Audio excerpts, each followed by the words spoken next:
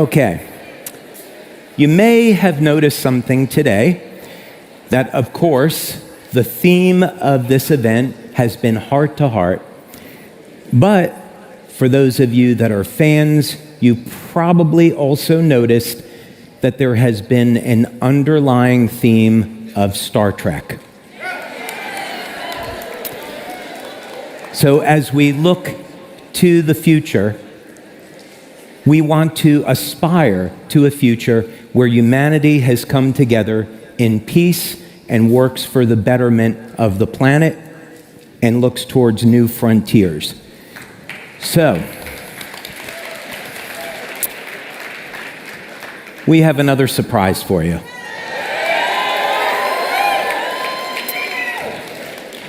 Jeff was up here a little bit earlier talking about our new corporate office in Utah. This is going to be 25,000 square feet, and we have the entire top floor of this building. So when it's done, we hope that you will come and visit. And when you do, and we have our grand opening, you are going to be treated to an enormous brand partner welcome center. Now, when we were going through laying out the floor plan for this, and I started speaking to the staff about this idea that I wanted to have a welcome center, so the idea would be brand partners come out to visit, they can hold meetings there, they can use our hologram technology that you've seen now to have meetings all over the world. But when you go into the Welcome Center, it should feel like you're stepping into the future. And why not have that Welcome Center look like something out of the 23rd century? So in order to do that, I started speaking with Jim Caldwell, who has connections in Hollywood. And as it turns out, we got someone from Star Trek to design it.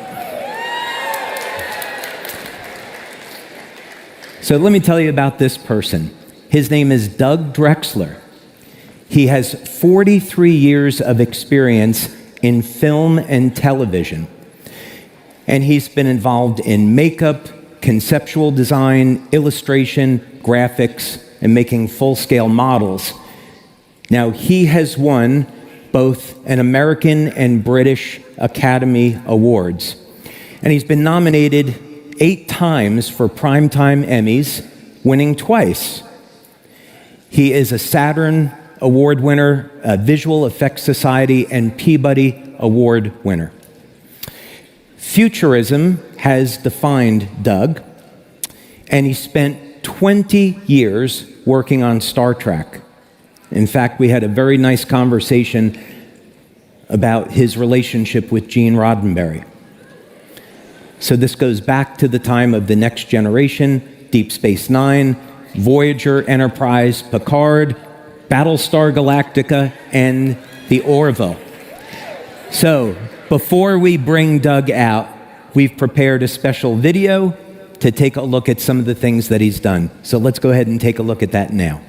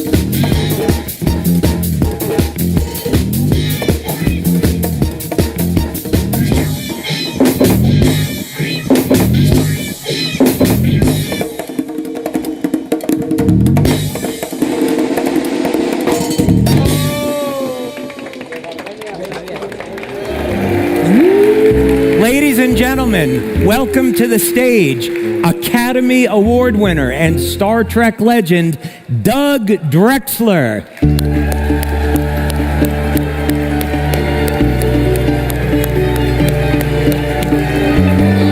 Look at this guy here.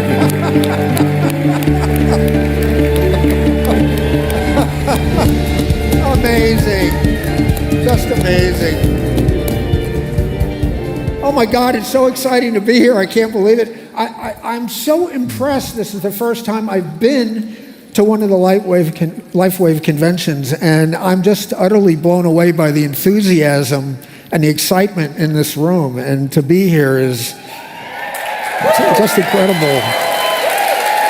You know, Doug, we were talking backstage, so we started this project months ago, and you've been absolutely incredible to work with. I can't tell you what a privilege it's been to work with him, and you're going to see some of his work in just a moment. But you told me something backstage that I didn't know about you, and that has to do with somebody that I very much looked up to, a guy by the name of Stan Lee. Tell us a little bit about your encounter with Stan Lee. Well, you know, Stan is a hero of mine, and I guess I started reading Marvel like in 1959. And he was writing stuff that had never been seen before in comic books. And my mother thought comic books were evil, and she made me throw them all away. But the thing was that, you know, I lived in New York City, and I was in Manhattan a lot, and we opened a store at 53rd and 3rd in Manhattan. It was a Star Trek store at a point where Star Trek was considered to be a failure, so Paramount didn't bother us. They didn't think it was worth anything. And we put a museum in the back of the store, and we had a press thing where we invited NBC and ABC and the newspapers and stuff like that. And of course, I invited Stan Lee. And to show you the kind of guy that he is, he came. And my mother was there, the lady who made me throw all my comic books away. And I introduced my mother. I said, "Mom, this is Stan Lee." And my mother put her finger in his face and said, "You know, you had more to do with raising my son than I did." And Stan said, "The last lady who told me that, her son was in Sing Sing." Well, Doug, let's go over so we make sure that we leave enough time for this. Because I know you've got 100 stories to tell about your career. But let's go ahead and talk a little bit about the concept first. So we were connected. First, this was actually like a networking thing. I talked to Jim. Jim talked to one of his friends in LA, and then he connected us with you. So talk about like when you approach that project of the Welcome Center, they might want to start to see. Do we want to show them an image of the Welcome Center? I think we ought to. All right, let's go ahead. You guys want to see the 23rd century Welcome Center? Oh, wait, you know, I was supposed to get a clicker. Where's my clicker? You came out without the clicker. Well, we can resolve that. We have hologram technology. We can beam the clicker in. Or we can ask this lovely lady, thank you, Jenny, this is the clicker, to bring in the clicker. Okay, that's an overview of the place. And actually, this isn't the space that we're going to be using. It was a space that we had earlier on. So this was some concept art, right? Concept stuff. Yeah. Basically, I guess I should move ahead here. If you look at the left side of the screen, you'll see this room that is completely white. And are we there? Okay. This first room, and with your permission, I'll refer to it as the Hollow Suite. Hollow Suite works. Where it's almost a white void where it's kind of cleansing your palate from the outside world to enter this world of LifeWave. And the only thing in that room, which is something that looks suspiciously like the monolith from 2001, that this gentleman will beam into that holographic booth and impart knowledge, just like the monolith did. And basically, I think that was kind of our inspiration. It kind of organically grew into that. So the idea is we're going to have tours of the LifeWave office, of the Welcome Center. So when you come in, there will be a hologram of me welcoming our new brand partners to our Welcome Center. So that's how we're going to utilize that space. Yeah.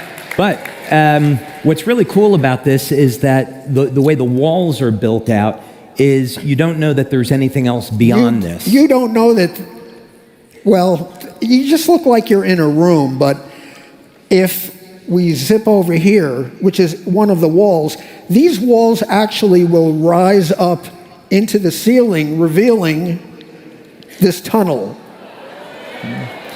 That when you go in the tunnel, you're completely enveloped by this multimedia show that tells the story of LifeWave. Yeah, this is, the tunnel is about 28 feet long, and it's covered in circular LEDs, right? LEDs that wrap I mean, around they have the tunnel. LED screens now that are flexible, that you can bend into almost any shape. And as a matter of fact, even transparent, Yeah. which we'll be using later on when we get into the other parts of the Welcome Center. But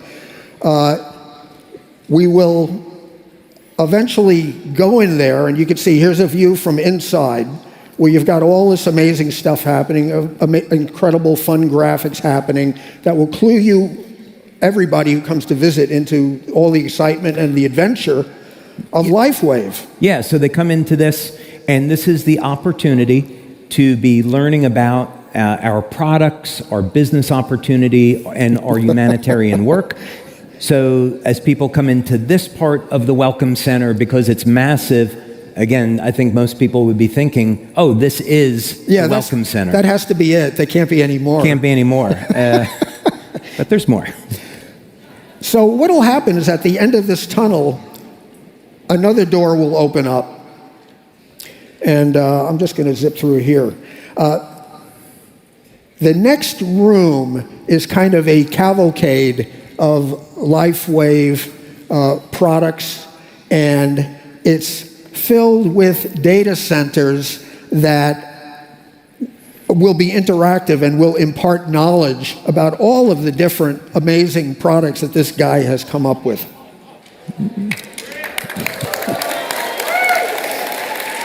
It's really exciting. It's such a privilege for me to do this. And it's just, I've been a part of Star Trek for decades. And Star Trek is about potential, human potential, and the fact that the human adventure is just beginning. And that's what this is about, and that's what LifeWave is about. So when you get into this room, you're kind of thinking that maybe this is it, but there's whole nother room beyond that where we have individual kiosks that put a spotlight on a lot of the interesting things that are being worked on by David and crew. Like, for instance, this is the kiosk where we show the drone. Your technological Pegasus, I might say. Yeah. So this will be actually a scale model of our drone. It will have a 5 or 6 foot wingspan, so it's actually quite big. And we'll see how it ultimately works out, but the current concept is to kind of have this upright on a turntable where it's moving around, so you can see it from different angles. And we have these LED displays that tell you all about humanitarian projects and how we're using the drone. When I mentioned the transparent LED screens, those will be used extensively here, surrounding the thing with cascading graphics happening on it. It's really going to be real exciting to look at, and actually, it's one of my favorite things in it. But there's still more to come. For instance, this is a kiosk that focuses on the new energy systems that David is working on. But we're not going to say too much of that right now, right? Talk too much about it, no. But ultimately, the aesthetic design of it, the way the data interfaces wrap around it. This thing has a kind of a vortex. I'm not supposed to talk about that. Right. But anyway, that wasn't very good. I love this thing. I think it's really cool.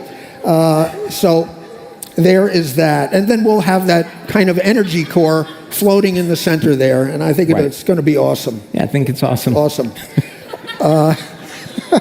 We also have, and I'll move on to this. Now. Am I going back? No. You're doing fine. Oh, okay. So there's something in this picture that we can't talk about. Do I know about it? No. No. That's what has me very concerned. So I think what you could talk about are the fruits and vegetables on the end. That would be safe. But talking about the thing in the middle is probably something we're not going to talk about. I can't talk about that. Sorry. I don't even know what he's talking about, so I can't. I can't give away anything. I would if I could, but yeah. So this is our agricultural center, and it's no surprise, we've been developing new technology to grow fruits and vegetables in an entirely different way and to give them properties that you wouldn't normally find. And we want to have a section of the Welcome Center to feature this future technology. So I think that's safe. Okay. Yeah. That's all we can say about that. Yeah. Let's see what lies beyond this. It makes me thirsty. I really could use a drink of water right now. Yeah. Okay, I'm going to move on to the next. Oh, did I hit the right button? There we go. This is just another view of the overall, where we have the what do you refer to it as? The whirl, the petals, the flower thingy on the top. Well, anyway, that thing on the roof. LifeWave X39 logo, and it is nothing more than that.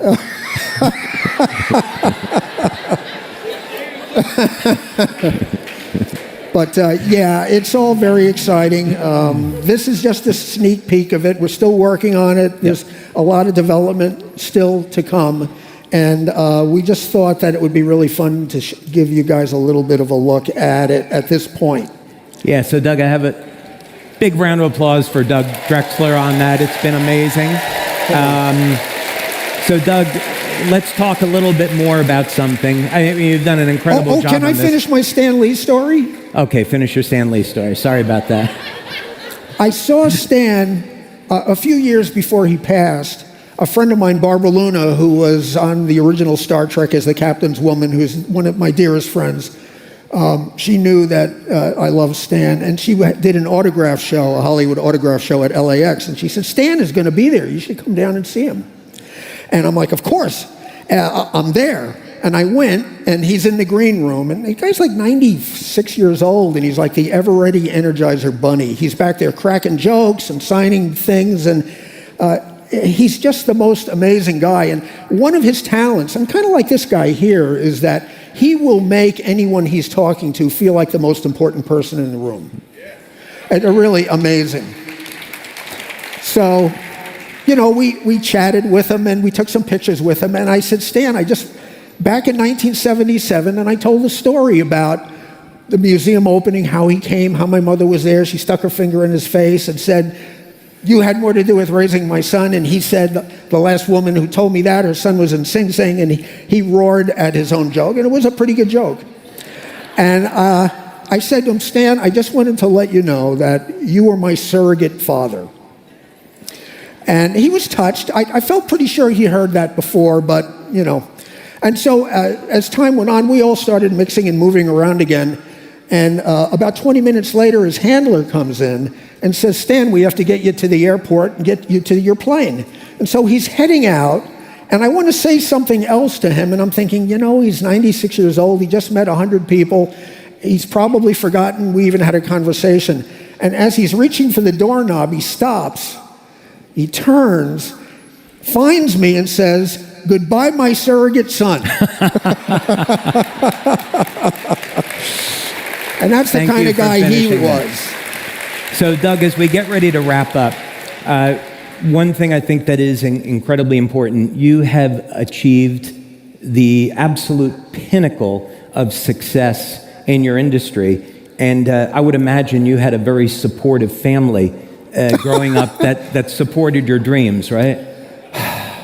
The thing is that both my parents were Depression-era kids, and then World War II happened, and, you know, it's like, I think the attitude was, I mean, they weren't stopping me, but their attitude was, you know, get your head out of the clouds, and That's crazy stuff. No one does that kind of thing. And I have to say that one of the things that David said that really strikes me is that, and not that my parents made fun of me, although my father did say, if you spend half as much time on your schoolwork as you did on a TV show, you'd be okay. And he did go with me to the Academy Awards, so.